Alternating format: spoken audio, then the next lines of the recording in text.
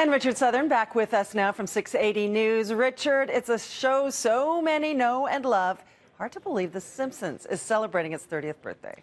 First full show of The Simpsons, Pam, aired 30 years ago today. It was a Christmas episode. Homer had to go to the dog track to win enough money to pay for Christmas. Typical Homer. Show is still on the air. It's the longest-running scripted primetime series in history.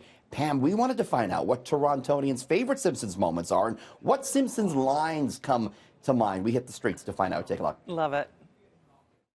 Spider pig, spider pig. That's whatever a spider pig does. Can he swing from a web? No, he can't.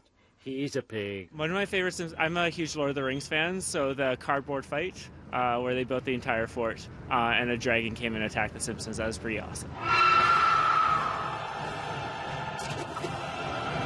Maggie shooting Mr. Burns is probably one of the best moments of the entire show. He said, drop it.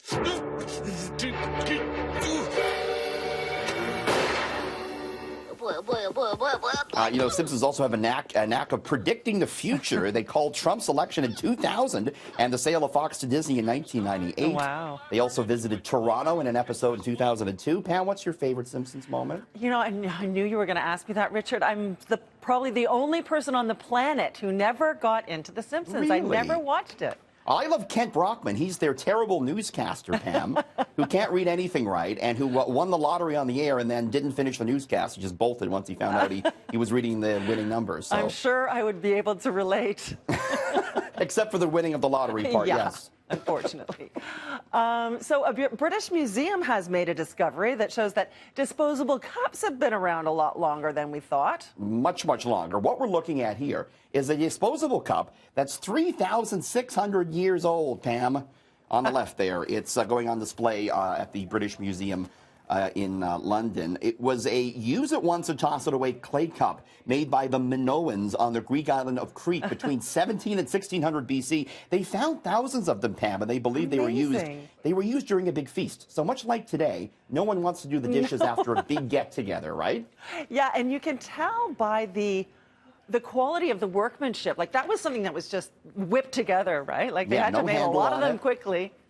No handle on it. But interesting to note that disposable cups aren't a product of our modern day age, but in fact are thousands of years old. So interesting. I was reading about this, but today we produce 300 billion disposable cups a year. Not good. Our stuff is plastic. That was clay, so big difference there. Yeah. So it may have come out in 2001, but one world leader apparently still insists on using Windows XP. It's Russian President Vladimir Putin, Pam, still rocking that old user system from Microsoft. There were some pictures released of him using his computer in Moscow, and yeah, he had Windows XP on it. You might ask, what's the big deal here? Well, Microsoft stopped updating the security for this back in 2003, so it's very vulnerable to security risks and viruses.